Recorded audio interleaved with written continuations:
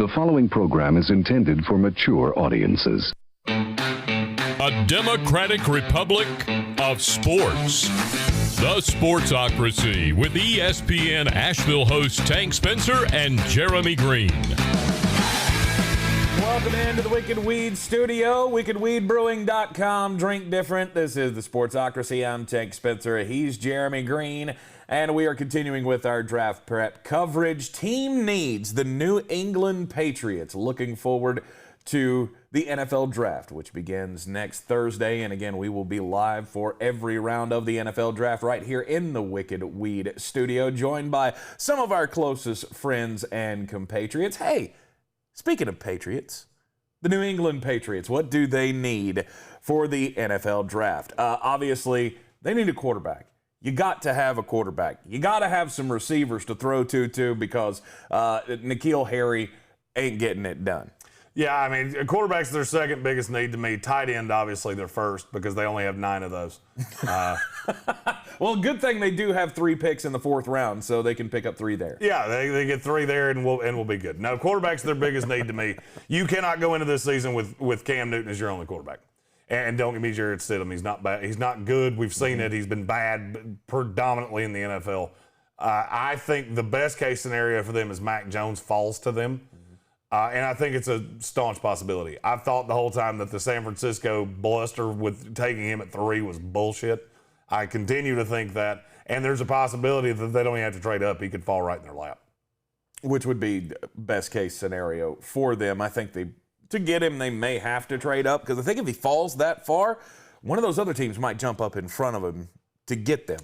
Chicago might be able to get up that far. Washington might be able to get up that far. Get up with the Minnesota Vikings or somebody. But would they? But Washington has all of the quarterbacks that they want. Mm-hmm. Chicago, they're riding with Andy Dalton. They're not going to wait for it to grow through rookie growing pains.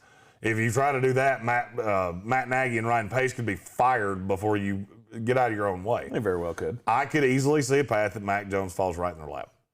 All right, so Mac Jones at quarterback. Next thing on your list, linebacker. Yeah, there's not one that they can take with the second round pick, so they have to wait on that. I haven't taken Dylan Moses. If there's one thing that Bill Belichick loves more than tight ends, it's Alabama reclamation projects. And that's what Dylan Moses is. Right. This is a guy that's, the talent is no doubt there. There's been some injury history. There's been some bad play. I think Nick Saban asked him to do things that he was not comfortable with. He's terrible in coverage. He cannot defend a running back out of the backfield. But this is a guy that's very good against the run. Mm-hmm. And I look at Bill Belichick and say, if there's anybody in this league that can get the most out of Dylan Moses, I mean, for the love, this is a guy we were talking about in the 6th grade. So the talent on him is no doubt. Who can get the most out of it? I look at guys on this roster like Byron Cowart. The talent with him was no doubt. Mm-hmm. What did Bill do? I can get the most out of him. And now he's a starter. Mm-hmm. I could easily see him doing the same thing with Dylan Moses. Dylan Moses is a guy who could definitely bring the hammer. He may not be good in coverage, but he can definitely lay some hits. Wide receiver, they're finally going to get one. And they got Nelson Aguilar, yes. Kendrick Bourne comes on. They've got N'Keal Harry still there for now anyway. You got to have somebody that can win deep. You got to have somebody that can play on the outside. You got to have somebody that can win deep. You can nickel and dime this damn receiving core all you want to.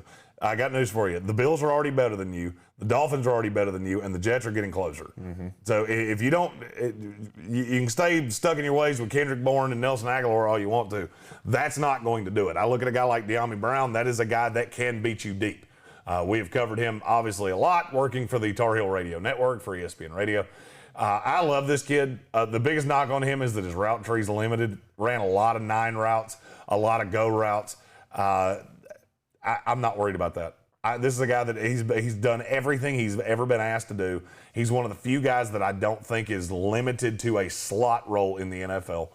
And I think if he were to fall to them in the second round, I think Bill would jump all over that to pair with his new quarterback. Do you put anything behind these rumors that they are going to be looking to move Stephon Gilmore? No, because I don't think you could get for him what he's worth at 32, 33 years old. I think Bill looks at it and says, we're going to ride with it. He's far superior to what we could get for him.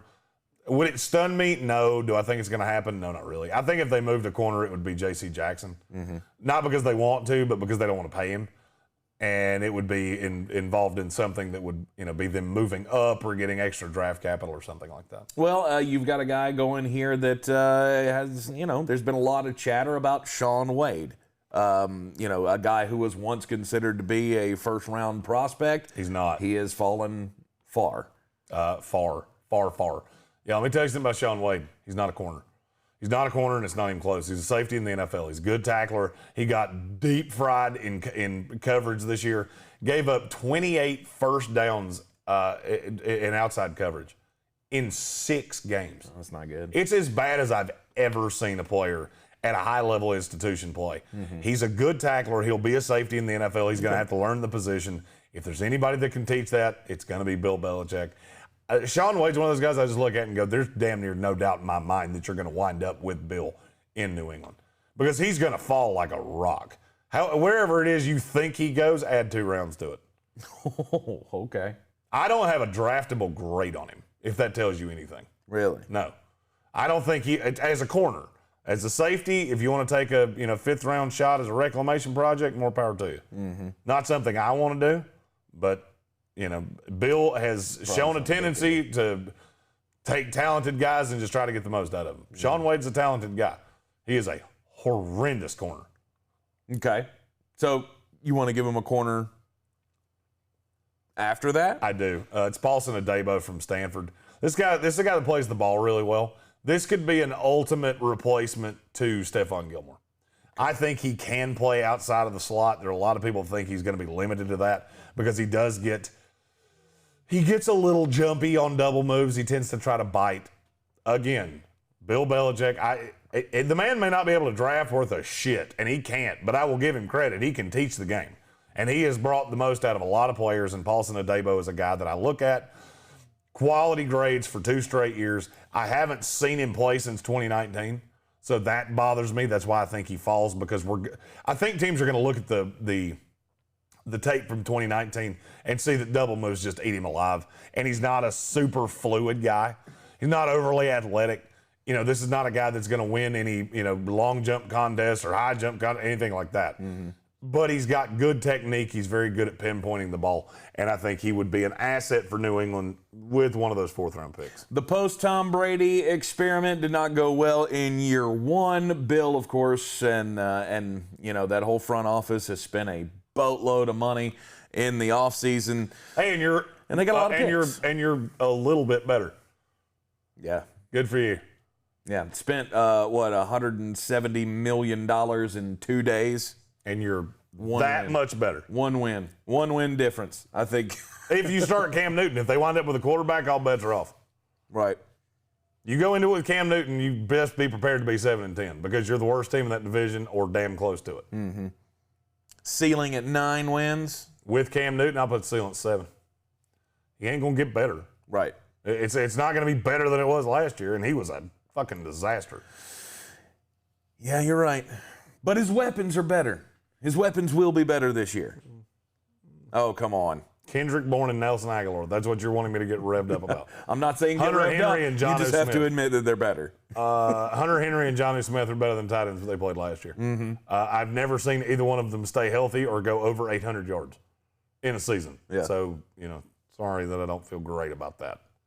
Subscribe to the Sportsocracy here on YouTube so you get all of our draft prep videos, team by team playlists, whatever team you pull for, we've got them right here. Share it with your friends, tell them as well, and we will be here for all 3 days of the NFL draft live, of course, starting next Thursday, April the 29th. I'm Tank Spencer. He's Jeremy Greene. We are in the Wicked Weed studio, wickedweedbrewing.com. Drink different. We'll see you next time.